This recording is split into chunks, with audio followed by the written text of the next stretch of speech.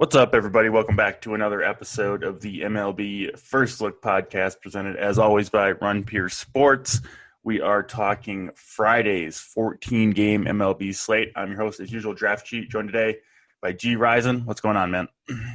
Not too much. Can't complain. Looks like we got some Friday baseball heading into the weekend. We're going to continue to keep rolling and get us some winners for tonight. Absolutely. Always the goal on the show and with all the content over at RPS. You can join us if you want. Promo code RPS Heater25 will get you 25% off your first monthly subscription payment if you want to join the team and run pure. All right, G Rizen, let's get into these games. We're going to go position by position. You and I typically do it that way. And starting with pitcher. Some pretty good options. You know, the options have been a little bit limited these last couple of days, but kind of the aces, a lot of the aces returning to the mound.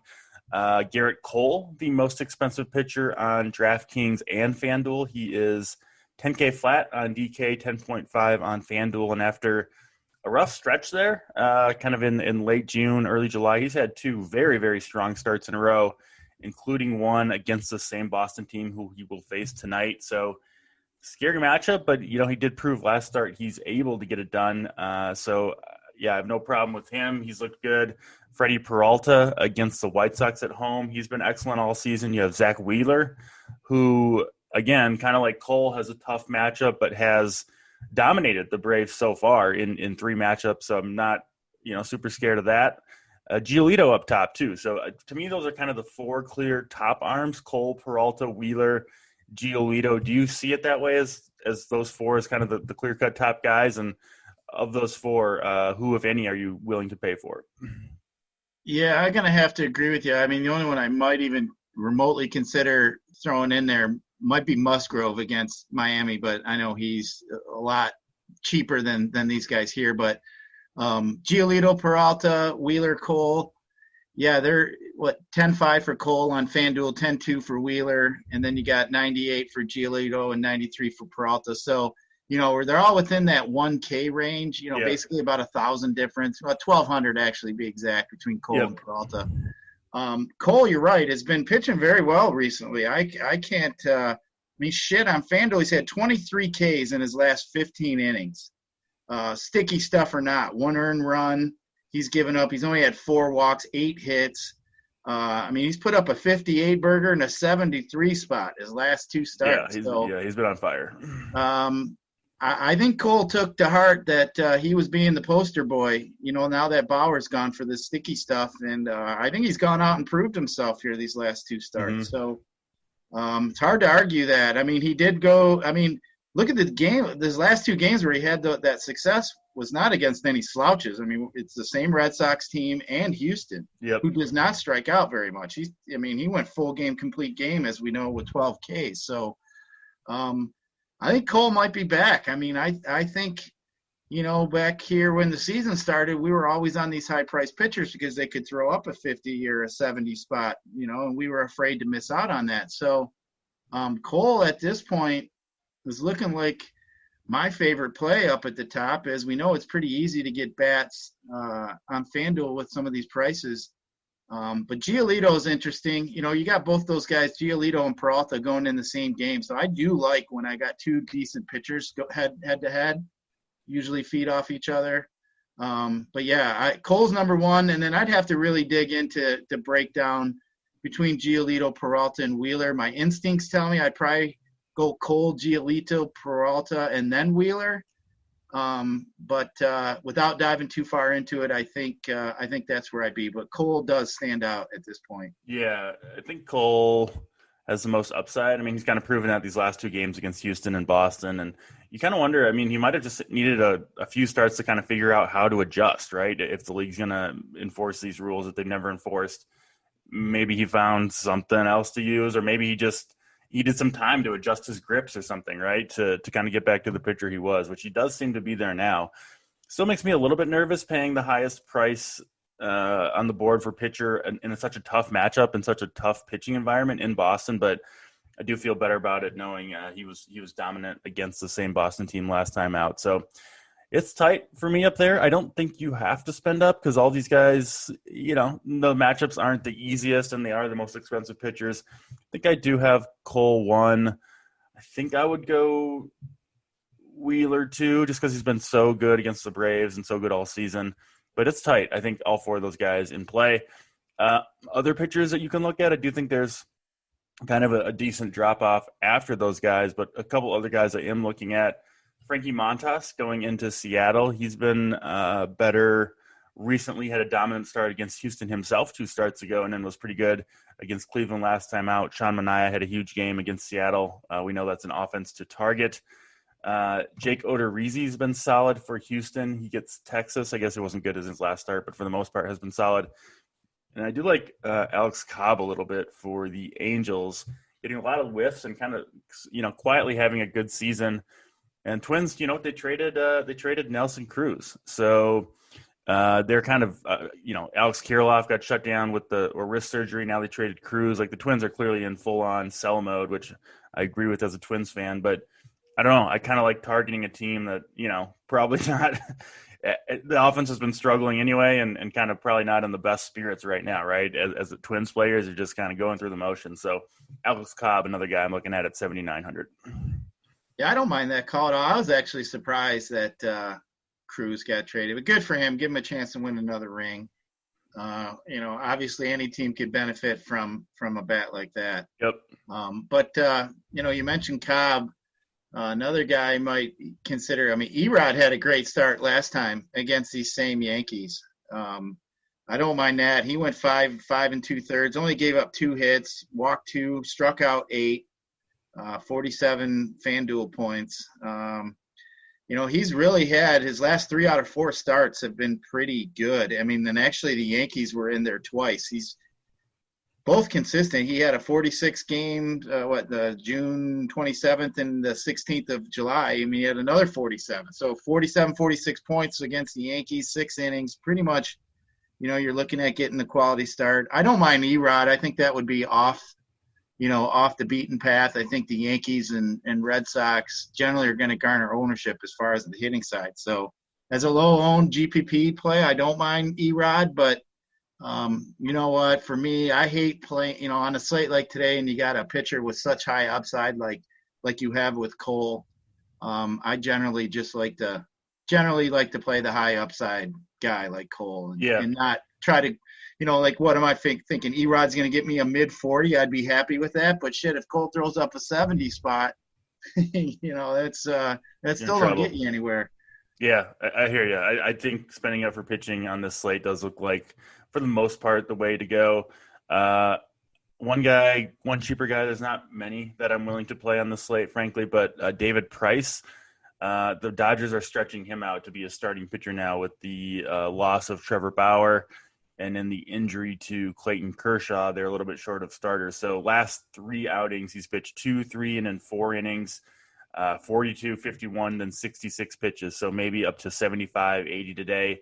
And he gets Colorado at home, and he's 6,300 on DraftKings. So you're hoping for 5 innings, maybe 6 if he's really rolling for David Price. At 6,300 against a supreme matchup, right, against the Rockies at home. I think David Price, a decent option if you want to spend down on DK. Yeah, Price – being a Tiger fan, I still am pissed about a few years ago when we had Price, Scherzer, Verlander. And every time I hear it, I just think, what a wasted opportunity the Tigers had. I still think it's one of the best teams never to win. But, Price, that's a huge risk, today. If you're MMEing and you want to pay up for some bats, I think, he'd be in my considerations, but it's just so hard to fade the top pitching these days. Yep. It seems like a couple years ago when there was just being so many home runs were being hit, it was okay sometimes to pay down for pitching if you thought you could get a 30 or 40 spot out of them. But Colorado is somebody we do like to attack. I can see why somebody would consider playing Price, but unless I'm going, and it very well might today because I'm chasing that FanDuel queue. It's like $7 today. So, I'll probably throw in 20, 30, 40 teams.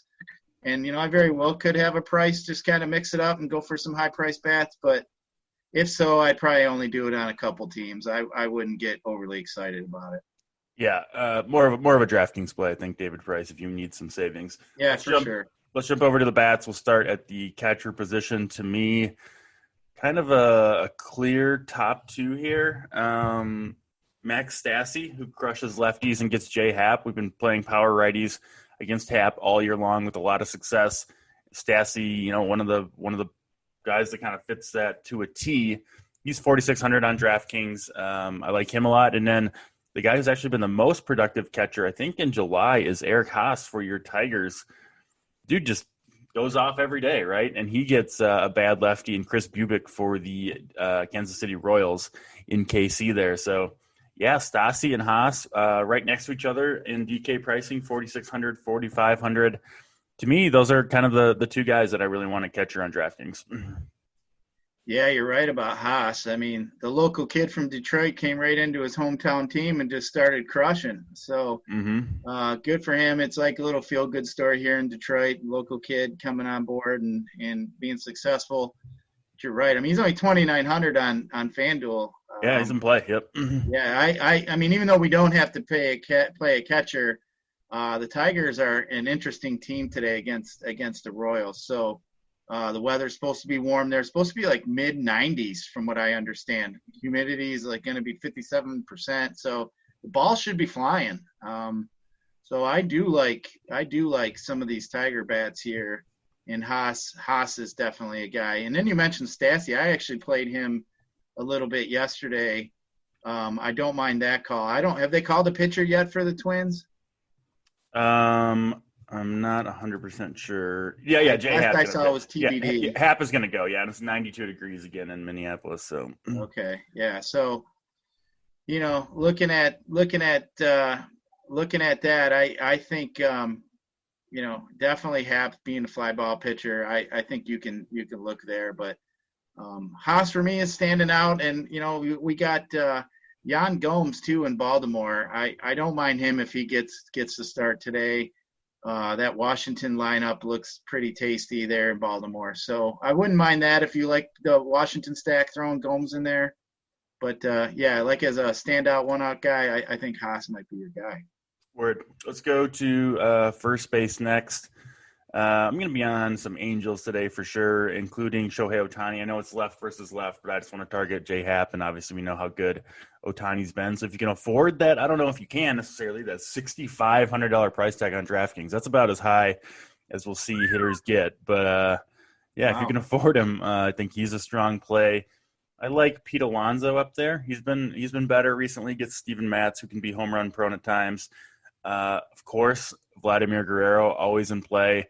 I actually kind of like the Mets kid McGill pitching. I would have mentioned him if he was cheaper and not in such a brutal matchup against the Blue Jays, but still, obviously Vladimir Guerrero can overcome any matchup. So, yeah, that's kind of the top end of first base. It doesn't, a lot of good pitchers today, so maybe not the very strongest position. Do you have anyone standing out to you at first base tonight?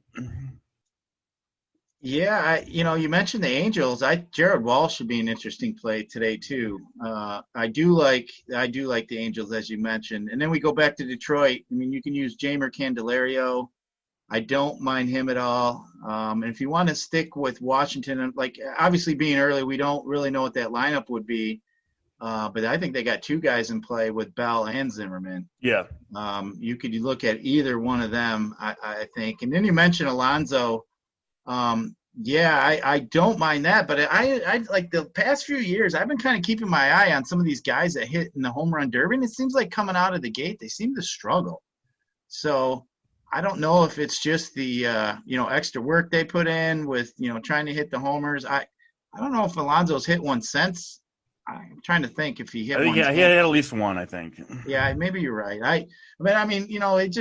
It seems like these guys do struggle a little bit. He's homered two of his last 3 days. So well, I guess he's not struggling. So I mean, I don't mind that at all. And then Muncie's always in play. If you like the Dodgers stack there against Colorado, that bullpen's terrible. I mean, there's a lot of options here at first base. I think as the day goes on, I'll probably dive in a little bit more. But yeah, just initial look as we're doing here in this first look pod. I mean, there's a few guys here that are definitely interesting. Even some of the Royals, you could look at Carlos Santana tonight. High team total with them.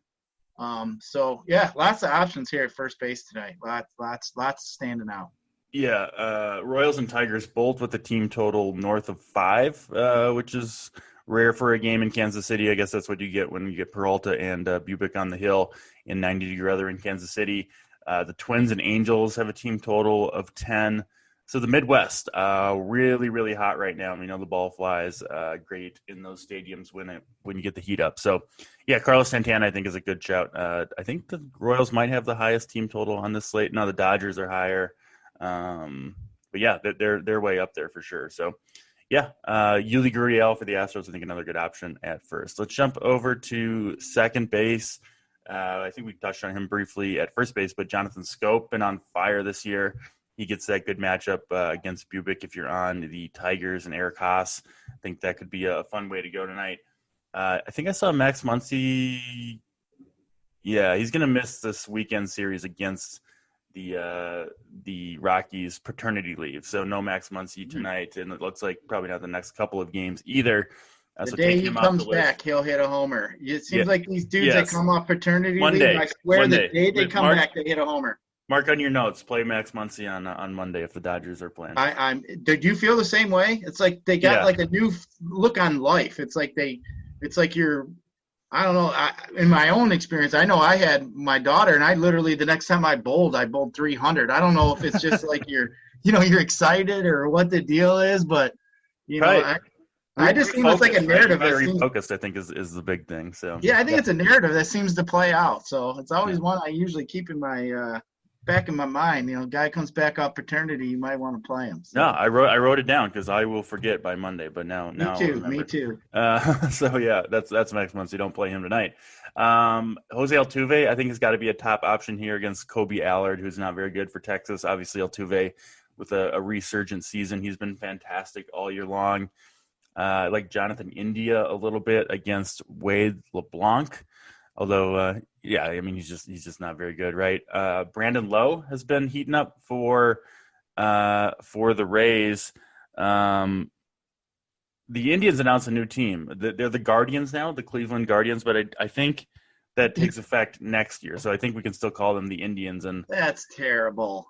What's wrong with this country? Let's bring Archie Bunker back on TV already. Like, come on. Yeah, it is what it is. But we don't have to worry about that till next year. That's just awful. Guardians. They could have came up with a better name than that. I saw, one of the proposals was the Spiders. I thought that was cool, the Cleveland Spiders. But the Guardians, not a huge fan. But anyway. That moth that was flying around that one playoff game? That's what they should call themselves. Yeah. So anyway, but they're the Indians for now. We'll screw that up a million times, I'm sure, next year when they are actually the Guardians. But we'll get used to it eventually, like we do with everything. But anyway, Brandon Lowe looks good to me. Other second baseman, who are you looking at here? Going back to that Kansas City-Detroit game, Whit Merrifield, obviously, he's going to be leading off.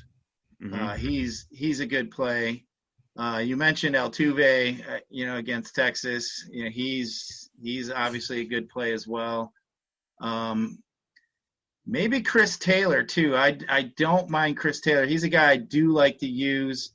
Chichi Rodriguez isn't anything special. He usually, that Colorado bullpen's terrible. So I'd be interested in some Dodgers today. Too. So Chichi isn't anything, that we're going to be fearful of. And then another guy that might want to, you already brought up Jonathan Scope. I think he's a great play. You could throw Josh Harrison in if you like the Nats. I do like that. And then Jonathan India has been hitting the ball really well lately. He had a 4 for 4, followed it up with another good day. So I do not mind India either. Second base, doesn't really have too many guys that stand out to me that I would say are, top end, high end plays, spend up type plays. Obviously the highest price guy is Altuve at 4K, but like Scope's only 3,400. So I think you can get a decent play. I don't even mind Polanco either today for the Twins as maybe a one-off guy. It seems like they bumped him up to leadoff yesterday. I'm Yeah, not he's sure if that been was the first time all season if he was in that spot, but I was happy to see him in the one hole. he's been fantastic. I'm just a little wary of the Twins at the moment. So yeah, I don't mind him as maybe a one off if he's leading off again. But I think Altuve and Scope probably the two guys standing out the strongest to me, at least right now at second base. Let's go over to the hot corner next, third base position. Um, I don't think it's necessarily the strongest one here. One of a couple of the top options, like you get Machado in Miami, you've got Devers against Cole, Arenado's against a righty, Turner's against a righty. Although Justin Turner can hit anybody, I think he's a good play for sure. But he's 6K, he's just super expensive, so that kind of lowers his appeal at least a little bit. Yeah, do you have anyone here that's really standing out? I kind of like Suarez against LeBlanc a little bit, even though Suarez has been, for the most part, a little bit disappointing, although the power is still there, so you could go in that direction. But yeah, I don't see kind of in this first look anyone that's really jumping off the page to me at third base. Do you have someone that's really catching your eye? No, I can't really. I'd have to agree with you there. There isn't anybody really jumping out at me. I mean, if you like the Dodgers, I wouldn't mind Justin Turner. I know Yeah. he's been banged up a little bit, but he did start yesterday. Yeah, I So think he's fine. Just got hit on the knee with a pitch, so he should be good. yeah, and if you want to stay in that same Detroit Kansas City game, they did bring Willie Castro back up. He's the Castro that can hit of the two. Harold isn't much No. of any kind of threat. Hunter Dozier's pretty cheap, 2,800 if you want to throw him in a Royal stack. But recently, I've been playing some Jose Ramirez. Can't say that without really diving into it too much. I don't even know if the Rays have announced a pitcher yet. Just looking at Baseball Reference, they don't show anybody yet listed as a pitcher. But Jose Ramirez is a guy that he's always in play. He's just somebody you could always plug in there. But you're right. I mean, nothing's really standing out here that I see. You can go look at some cheap guys. Brian Hayes is a cheap guy I'd always look at. I do generally like his upside and power.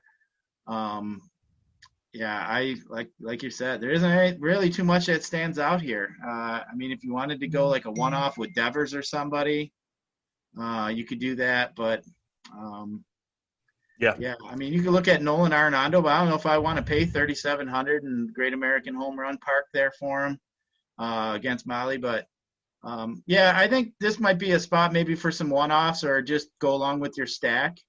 But yeah, Turner probably would be my top guy. Yeah, I think that's fair. If you can afford Turner, get him in there. A little bit worried about Jose Ramirez. They're saying they're going to kind of rest him more down the stretch. He's dealing with a couple minor injuries, so I don't know. He's been a little bit cold recently, so I still think he's a fine play. It looks like Fleming going to start for the Rays, and then they've got that good bullpen behind him as well. So that just gives me a little bit of hesitation. But you're right, always in play as a one-off for sure. Let's go to shortstop next. I do think there are some decent options here, but again, you can kind of poke holes in some of these guys' matchup. Trey Turner, I'm guessing you're going to be going to that in Baltimore against Jorge Lopez. I think that's probably the top play. I think I prefer Turner over Tatis today. Usually on the Tatis side of that one, but I think I'll lean Turner. I think Thompson for the Marlins a much better pitcher than Lopez for the Orioles. Other guys I'm looking at, Carlos Correa. He's been in a massive slump, but I do like the matchup for him against Colby Allard. If you think he's good to go and we'll turn it around, I think he will relatively quickly here. Yeah, and then if you want to go cheaper, I think you can at this position, but for me, Turner, unlike third base, I think he is kind of the standout guy here. Your thoughts on shortstop? Well, I think everybody knows by now I love me some Trey Turner. That's my favorite guy to play. I just you pretty much got to do more to talk me out of playing him than playing somebody else on most slates. I like use him as one-off. The guy, obviously, we know he steals bases, he hits homers, leads off. We got him in Baltimore. Yeah, it's hard to argue. I think you're right. I think I'd rather have him over Tatis today. for sure. But excuse me, I do like the Washington Bats. Another guy I'm going to bring up is Zach Short for the Tigers. Being a Tiger fan, I mean, the guy's so cheap. He's literally hit 2 home runs his last 2 games, putting up 18 and the 22 points. He's 2,300. He's been hitting the ball pretty well, obviously, these last couple days. So I don't mind him at all as like a add to your Tiger stack if that's something you want to do. You got Willie Adames too. He's popping on some optimizers. I'm not sure if I'd want to go there with Giolito, but you got guys like Anderson, Bogarts. They're all priced up a little bit. You generally can't argue with guys like that. I think that would be type guys I'd look more toward like a one-off. But Trey Turner definitely is standing out here at shortstop for me. I mean, like far and above. I think it's Turner by a mile, if you ask me today. I think that's fair. I do like the Zach Short call though. He'll be hitting, I think 6th or 7th probably in the lineup.